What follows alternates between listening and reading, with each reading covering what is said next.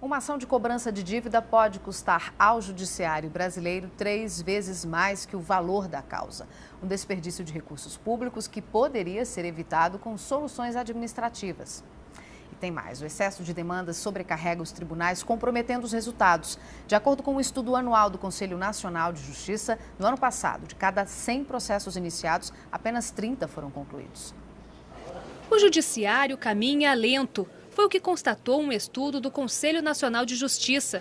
No ano passado, de cada 100 processos, apenas 30 foram concluídos, mesmo com o investimento feito em muitos tribunais para receber ações por meio eletrônico para agilizar a demanda. Em 2010, o número de ações recebidas foi 1 milhão a menos do que em 2009. Mas, apesar disso, o volume de processos tramitando no ano passado foi maior, um aumento de 0,6%.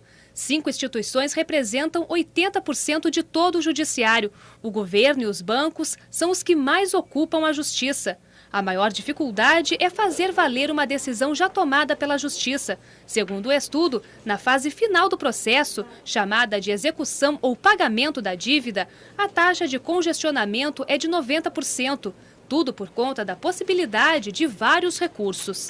E não é só a morosidade que preocupa. Os processos que ficam parados à espera de julgamento geram gastos. Em uma situação simples, em que uma das partes é condenada a pagar R$ 1.500, por exemplo, a ação custa R$ 4.500 ao judiciário. Muitos desses processos são burocráticos, processos que, em tese, poderiam ser resolvidos administrativamente, sem necessidade de ingressar em juízo para solucioná-los.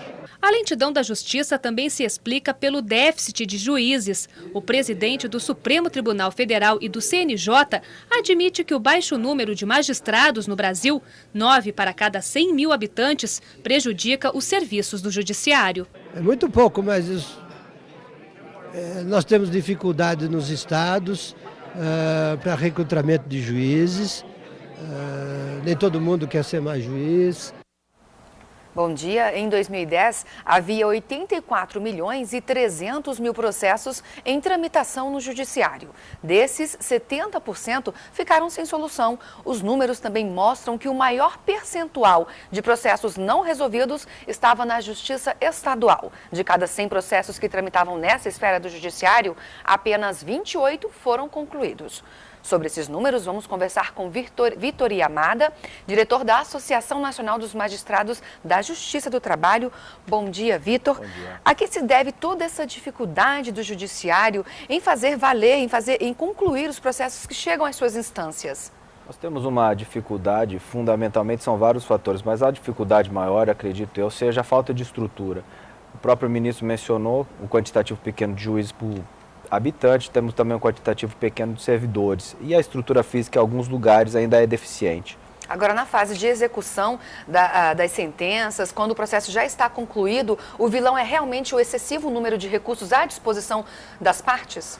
Também é um deles, mas voltando à questão da estrutura, que também prejudica um pouquinho a questão como você mencionou, dos recursos, inúmeros recursos, e a nossa legislação processual que precisa ser modificada urgentemente. Para melhorar essa situação, doutor Vitor, o que seria necessário? Além da reforma das leis processuais, também uma reforma da estrutura administrativa do judiciário? Certamente, nós precisamos urgentemente mudar a questão estrutural, revemos o que está errado, focarmos, na verdade, na questão jurisdicional.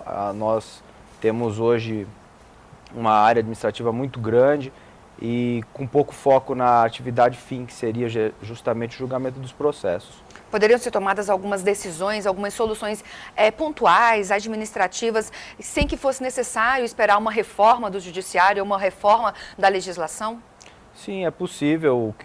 Com o que nós temos hoje, é possível paliativamente resolver esse problema num curto tempo, pelo menos minimizá-lo, na verdade. Resolvê-lo só com aumento de estrutura para deixar no mínimo adequado para a demanda que cada ano aumenta mais. Agora, doutor Vitor, esse desinteresse em relação à carreira da magistratura, como afirmou o presidente do STF, a gente viu aí há pouco na matéria, se deve também ao risco que corre o juiz, uma vez investido na carreira de magistrado, ao risco à sua integridade física?